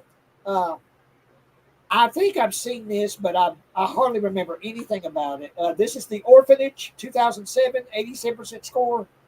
J.A. Bayana directed, deeply unnerving and surprisingly poignant. The Orphanage is an atmospheric, beautifully crafted haunted house horror film that earns scares with a minimum of blood. But I think I've seen The Orphanage, but I hardly remember anything about it. I saw it once. I didn't like it. This came out kind of, after Guillermo del Toro kind of rose to popularity. There was that whole glut of like Spanish language ghost films and like haunted house movies that came out. There was like this and of course now I'm blanking on some of the other stuff. But it came out around the same time as like The Others and Devil's Backbone and stuff like that. But I just thought it was kind of boring and didn't really do anything for me. That was almost 20 years ago though, so I don't know. Maybe I'd like it now, but it's not something I'd recommend. 87% score, The Orphanage, 2007. Here's another one I don't think I've seen. Number 77, Upgrade, 2018, 88% score. Leigh Whannell directed. Like its augmented protagonist, Upgrade's old-fashioned innards get a high-tech boost. One made even more powerful thanks to sharp humor and a solidly well-told story. Upgrade, 2018, 88% score. I haven't seen it. Haven't seen it. I don't think it's a horror movie, though. I mean, it's like a sci-fi action movie. I do like Leigh Whannell's other films, though. He did some of those Insidious prequels, and what was the one big one he did? He did that Invisible Man remake that was really good. I like that. I like the Invisible Man movie. Yeah. Okay. Yeah. Upgrade. 2018, 88% score. Number 77. Once again, I haven't seen this. Number 76, Thelma, 2017, 93% score. I'm gonna these names. Josh Jim Schreier or Joaquin. Huh? Joaquin. Joaquin. Okay. Trier. Thelma plays with genre tropes in unexpected ways, delivering a thoughtful, twisty supernatural thriller with a lingering impact. And this is Thelma, 2017, 92% score. I haven't seen Thelma. Haven't seen it. It's been on my list. It's been on my. Well, I think it was on my Netflix watch list for ages. I just never got around to it. Okay, but yeah, number 76, Thelma. Okay, number 75, and we talked about this, what we prefer of his films. This is Jordan Peele's second film, Us, 2019, 93% score. With Jordan Peele's second inventive, ambitious horror film, we have seen how to beat the sophomore jinx, and it is Us. And Lupita Nyong'o, Winston Duke, Elizabeth Moss, and of course Jordan Peele directed. I kind of think it's his second best. It's his second film. I kind of think it's his second best. Yeah, well, you have a family, a black family that basically meet their doppelgangers. How you pronounce it? Yep. Their copies. Kind of their polar opposite versions of themselves, doppelgangers, and creepiness ensues. That's the best way to describe it. The visuals, I think, are really well done in this movie. The direction's really good. Some very creepy moments, some very creepy performances. You have the family, and then you have the copy versions of them, and the way they act is really creepy. I think this movie is more effective visually than it is story-wise, but I think it's more effective in its direction and its visuals than the actual story itself. Although I like the story. I like the way that it winds up. I think it is effective. I think it is creepy. It is unique. And it does, like most of Jordan Peele's films, make a commentary.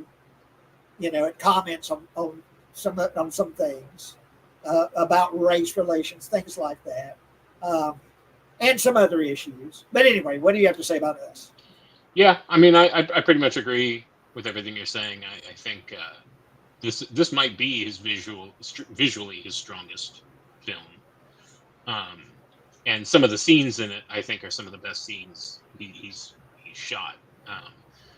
But yeah, the story is compelling, but I guess the unreality of it, it didn't come together for me, So I feel like story-wise, it's maybe the weakest of his, but in every other aspect, maybe the strongest. So it's something I should go back. I've only seen it once or twice. It's something I should go back and rewatch occasionally. That's me. I need to revisit Us, and when you find out where these doppelgangers have come from, I think it's an interesting idea. I don't know, though, if it really worked for me when I first saw it, but maybe on a second watch it would work for me better. And you kind of hitting the nail on the head. I think when you find out where they come from, how that relates to like reality or the real world or whatever, it's hard for me to make that connection. Yeah. I'm just like, where is this? Is it everywhere? Is it nowhere? Yeah.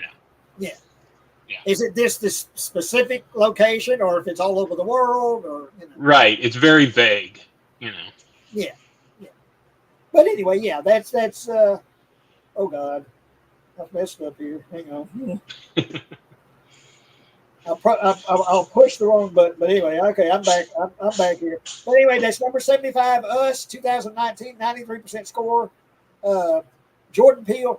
And I remember, when I saw Get Out, because I was a big fan of Key and Peele, the show Key and Peele. Yeah, great show.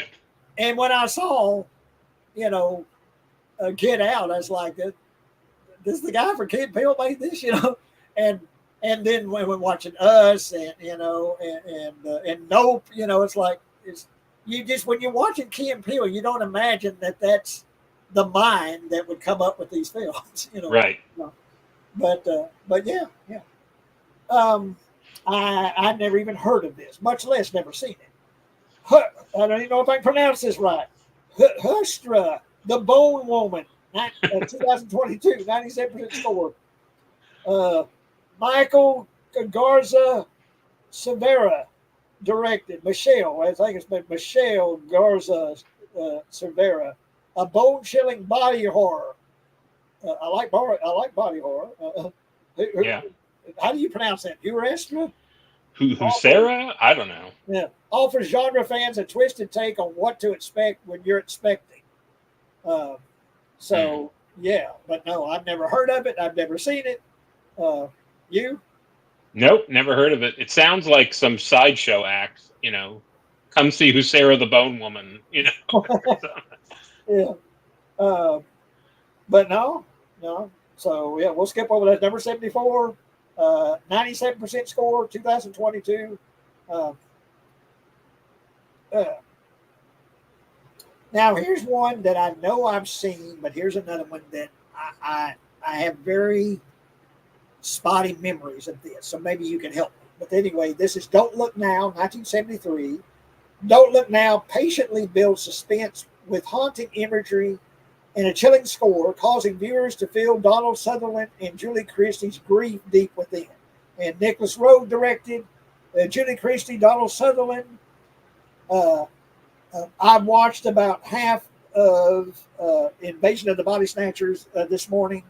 I watched I may not watch the second half tonight. I've seen it a million times. Sure. But anyway, Donald Sutherland's one of the best endings of any horror film is Donald Sutherland at the end of Invasion of the Body Snatchers, the 78 version. Yeah. But only thing I remember about this, and I remember it being really gripping and shocking and unnerving, is Donald Sutherland's loses his daughter at the beginning of it. Yeah. And that's the only thing I really remember about this movie. But I remember it was really effective and really gripping and really shocking and unsettling. And of course, a bad feeling. But anyway, Don't Look Now, 1973, 93% score. Nicholas Rowe directed. So, yeah. I haven't seen this one in a while, but yeah, I always remember the opening where his daughter dies. And that's like a heart-wrenching scene. And then there's the scene afterwards where they meet the psychic sisters when they're in Venice. And then I don't really remember much of the middle of the movie, but I remember the very famous ending, the twist ending. Yeah, I've always been interested in this film in terms of how it was influenced by Italian giallos and how it influenced Italian giallos that came afterwards. There's a lot of like cross-pollination of DNA between this movie and the giallo genre, and even films like Alice, Sweet Alice, I think, is influenced by or is tied into this to a certain degree. It's I mean, it's pretty much, you can't ask for much more. It's visually compelling and has a lot of great characterization in it. Yeah. So, as long as those two things are happening, the story isn't necessarily that that consequential almost at that point. But it's got a great story too. It's based on a Daphne du Maurier short story, who's famous for writing the novel Rebecca, which was of course adapted by Alfred Hitchcock. Well, yeah, it's definitely one I need to revisit. But anyway, yeah, there's Don't Look Now, 1973, 93% score. Nicholas Roeg, yeah. Number 72. If you're a fan of apocalypse movies, which I am, where basically it's the end of the world, and for one reason or another, and in this case, it's because of kind of a zombie-like plague. 28 Days Later, 2002, 87% score. Kinetically directed by Danny Boyle, 28 Days Later is both a terrifying zombie movie and a sharp political allegory. Danny Boyle, Cillian Murphy, Noah Huntley, Naomi Harris, Brendan Gleeson. Yeah, this one I think is most effective in the way that it's edited, really sharply, and shot. Mm. And the kind of debate, is it really a zombie movie or is it infected people? Right. They're not the stereotypical zombies. They're not dead, but they're once they're infected with this virus or this, it's like a drop of water. You have this great, very chilling moment where this father is like looking up and a drop of water hits his eye, and he knows he's instantly infected by this plague, and he has to die, because it's this infection that turns you into this ravenous zombie-like person, that you go, ripping people apart, and it's basically the apocalypse is the end of the world, this plague that's hit the world, or what is it? Is it Britain? Britain, yeah. Yeah, Britain. But Danny Boyle, always liked Danny Boyle stuff. I always liked his direction. And what is it that I watched recently? Was it Baby Driver? That's Edgar Wright. That's right. Yeah. Okay. But yeah. But anyway, I always liked Danny Boyle stuff. But yeah, it's effective. The very kinetic, the way that it's edited, and the way that it's shot, and I guess you could call it a zombie movie, but I think it's well done, and for a more recent movie of its type, I think it's one of the best. Recent, more. It's not recent, but But anyway, Sure. what do you have to say about 28 Days Later? I think it's okay. I do think Danny Boyle is obviously a talented director, but I don't really like any of his movies that much. And I think because he does a lot of the story and scripting on his films too, which is great. More power to him. But I find they tend to fall apart, particularly in the final act. Where this film becomes, the final act of this movie is like a little mini remake of Day of the Dead, essentially, with the military compound and everything. Same with Sunshine. I thought that was really good, and then in the third act, it just becomes kind of this silly mess.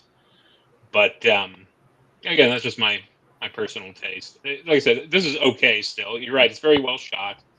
I don't love the highly processed digital look, but it works. He makes it work. And it's definitely effective for the most part in what it's trying to do. I think I was also annoyed at the time of release because of that big debate everybody was having. Is it a zombie? Is it an infected people? And being like, oh, these are fast zombies. We've never seen fast zombies. They run. Right. And I'm like, there are plenty of movies with fast zombies before this movie. It's not that big a deal. Yeah. But this was just so mainstream that, I think it was new to a lot of people.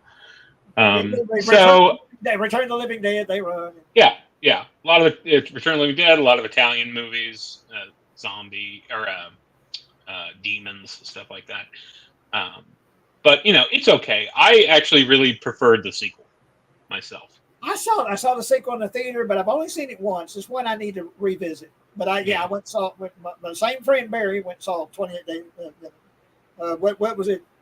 What was it called? 28 Weeks Later. 28 Weeks Later. Yeah. Yeah.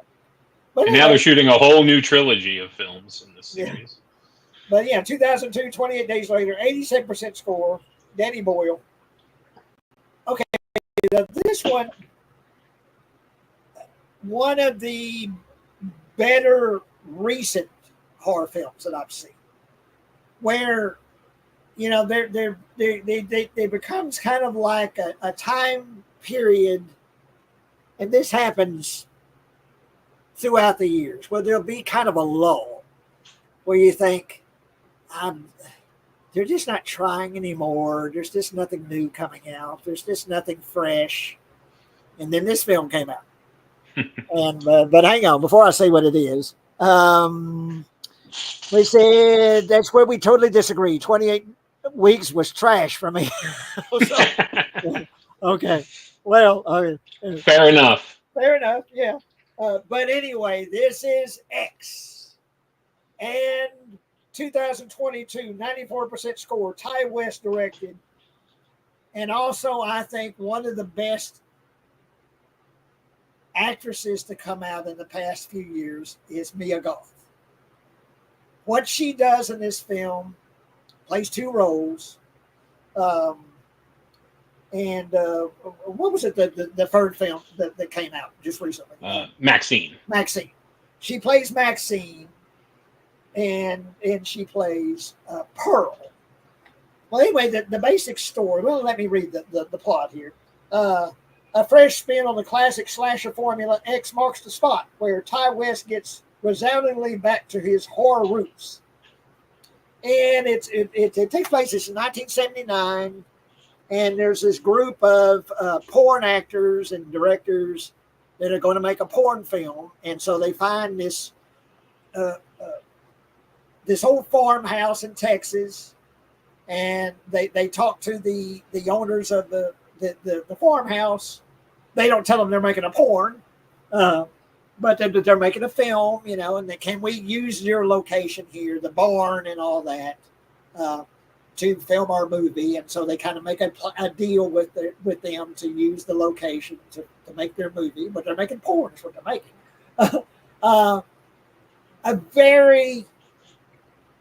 It doesn't overdo its 70s, late 70s, early 80s look. I think it does it very effectively. It looks and feels like a movie shot during that time period. And Mia Goth's performance as both characters, as Maxine and Pearl. Pearl is a very old woman, very heavy prosthetic makeup on Mia Goth as Pearl. And poor Pearl just wants some loving. And her husband, who's just every bit as old as she is, he doesn't feel he can perform. Maybe he'll have a heart attack and die if he tries. He doesn't feel he can service his poor wife and give her what she needs. And so Pearl seeks the companionship of actors and actresses in the porn film, who, of course, reject her resoundingly and pay the price in very bloody ways for rejecting Pearl. But anyway, I love the movie, and it sort of reestablished my feeling that they still can make good ones. That there's still good directors out there. Ty West can still put out good stuff, still make an effective film, effective horror film, slasher, whatever you want to call this film. But anyway, what do you have to say about X? Yeah, I love X. Like you said, it feels really authentic. It doesn't have that artificial feeling a lot of throwback modern films have. Cast is great. Obviously, Mia Goth's great. Jen Ortega's in there. I'm sorry to interrupt you, but great classic rock music soundtrack. Yep, absolutely. Of course, he's always been good at that. Back from House of the Devil, you know. And I've been a fan of his since House of the Devil. And I don't know if this is my favorite one of his, but it might be. And it's just, it's a simple story, but it's still different. It does some things I haven't seen before, and the way it plays with the themes of, old age and sex and ageism and all that kind of stuff. And I just think it's just a well-made, solid little horror film. Yeah, I mean, it definitely is a throwback film, but it doesn't feel like it's pushing its throwback themes in your face. It feels Right. like I say, it feels authentic.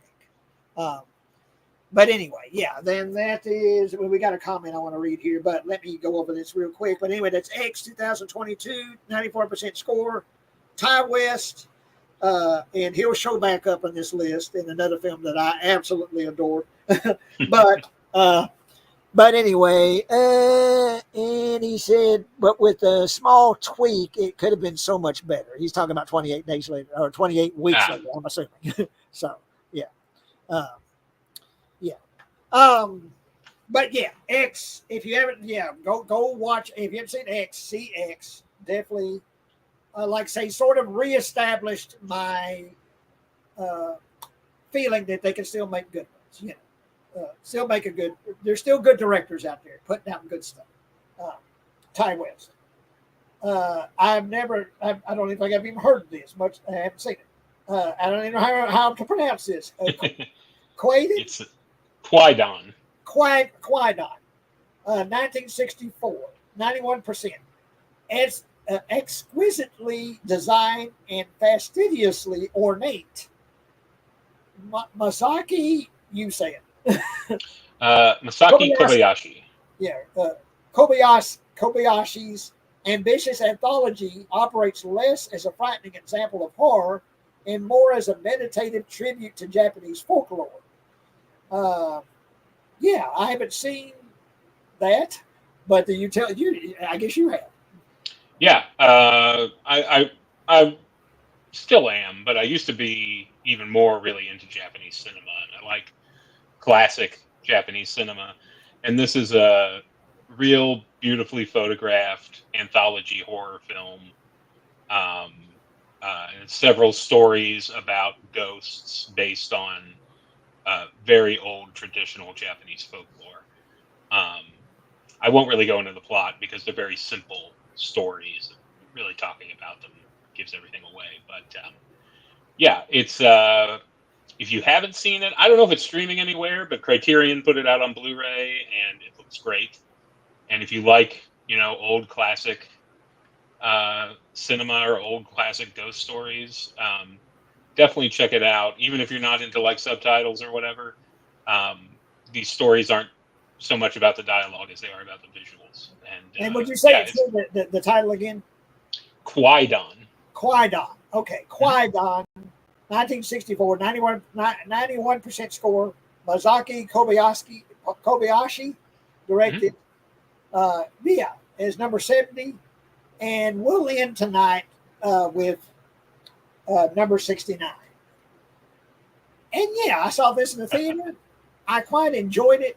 The film Cloverfield, saw that in the theater too. I watched it here pretty recently, streaming. Cloverfield, basically a monster movie where a monster lands on Earth and wreaks havoc, but it's shot in this kind of was it video? What's it called? Like, with handy cam kind of. Yeah, handy cam. Following the people around. They got camcorders, and very effective, very well done. Well, anyway, this is kind of a sequel and kind of not. And this is 10 Cloverfield Lane, 2016, 91% score. Dan Trachtenberg directed. Smart, solidly crafted, and palpably tense. 10 Cloverfield Lane makes the most of its confined setting and outstanding cast and suggests a new frontier for franchise filmmaking. And of course, got great John Goodman, Mary Elizabeth Winstead, John Gallagher Jr., Douglas M. Griffin, Dan Trachtenberg directed, 91% score. Yeah, 10 Cloverfield Lane. Basically, you have this group of young individuals that are sort of trapped in this house with John Goodman that tells them that they can't leave the house because basically the apocalypse awaits outside. And of course, you think he's up to no good. He's, they need to get out of there. And then as the movie goes on, they start to maybe think, well, maybe there is something fucked up going outside. Maybe we shouldn't jump outside quite yet. Maybe he's telling the truth. Then it kind of goes to the other side again, where John Goodman starts to be really, really creepy and scary. But yeah, a good performance by John Goodman. I think the movie it's a fun watch. I don't think it's great, but I did enjoy it. The ending is like, it's okay. It's like I say, it's not a direct sequel to Cloverfield, but it kind of gets into sort of a Cloverfieldish, areas at the end. But anyway, what do you have to say about 10 Cloverfield Lane? Yeah, I really like this one. I think, John Goodman is wonderfully creepy and scary as an unhinged or potentially unhinged individual. Of course, he's always been great at that. And I've always liked Mary Elizabeth Winstead too as an actress. But it's just a three people in a room for an hour and a half, basically, and very confined. Yeah, it's like a stage play almost. Like a tight little thriller. It's filmed fairly dynamically, so it doesn't feel too like staid or stagnant or anything. And the ending's fun, but it's not really that consequential to the rest of the film, really.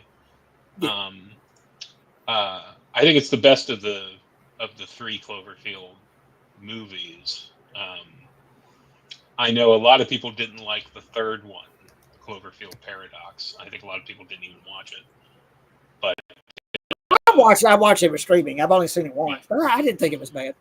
I enjoyed that too. I enjoy these three movies as just kind of fun sci-fi thriller kind of stuff, So yeah, I mean, I don't have a problem with it being on this list. I don't know if it should be this high, and I don't know if it's a horror film, but yeah, me either. I don't know exactly if it's a horror film, but yeah, that's number 69, 10 Cloverfield Lane, 91% score, 2016, and of course Dan Trachtenberg.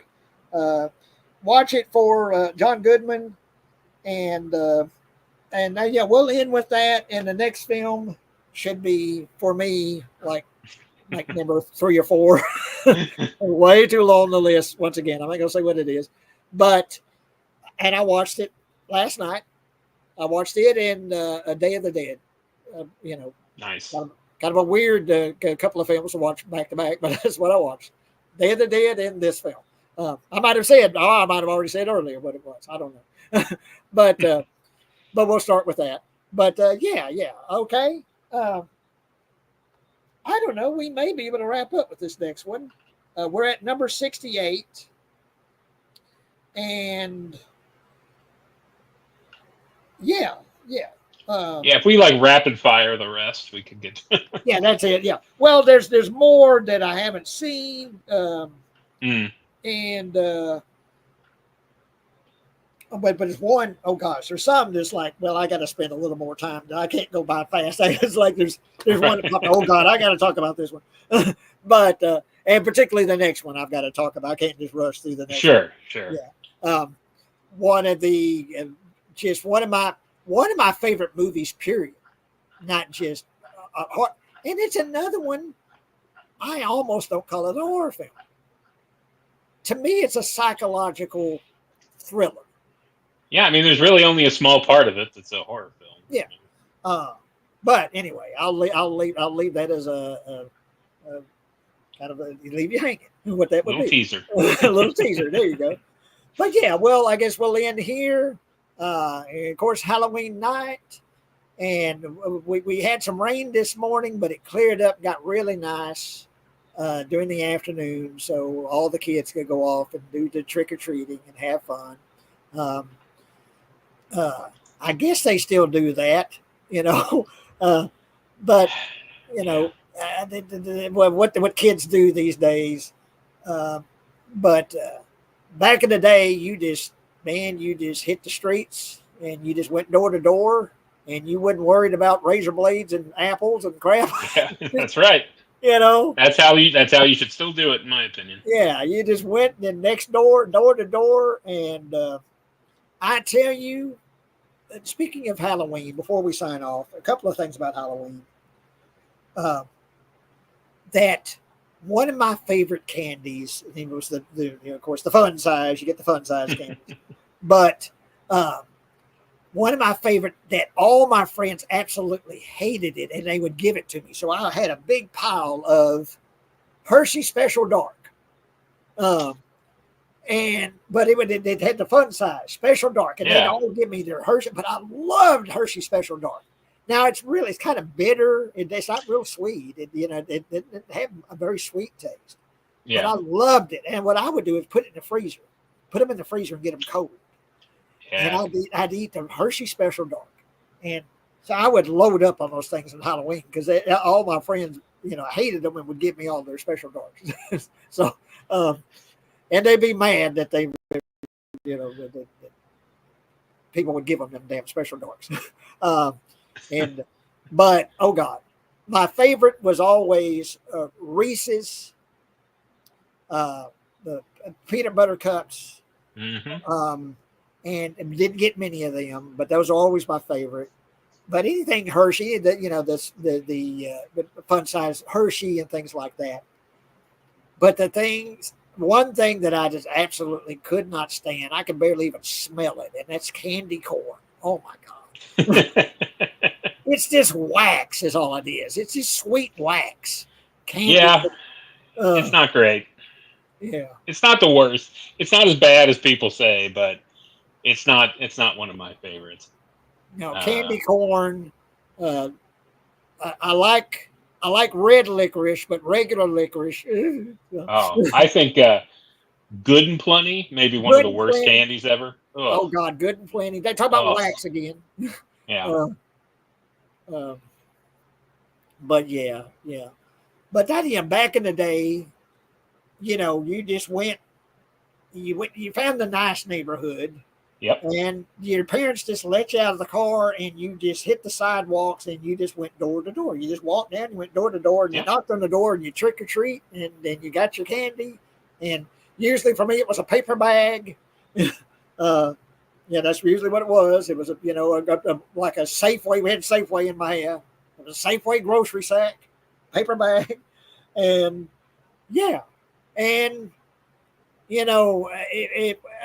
I was usually a vampire because that was the easiest for Mama to do. Just to give me get like a white shirt, put the collar up, and get some lipstick and put some fake blood on, Sure. And get them old plastic things, that were them little plastic things that you would slobber and get rid of slobber all over the place wearing them damn plastic things.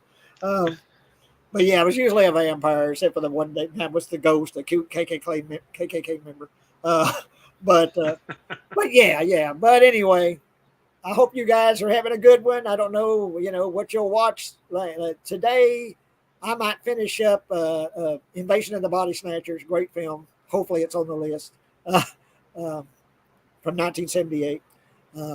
But okay, Noah, thank you for the few people that spoke up tonight. Was it Timothy Freeman?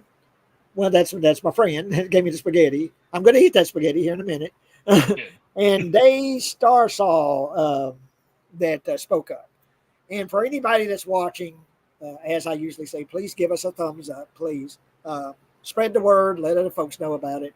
And hope you have a great Halloween. And we'll talk to you soon. And thank you once again, Noah, and we'll do this again. We'll see if we can wrap this up next time. We'll give it a try. We'll try. Thank you. Thank you, Noah. Thank you, everybody. And I'll see y'all soon.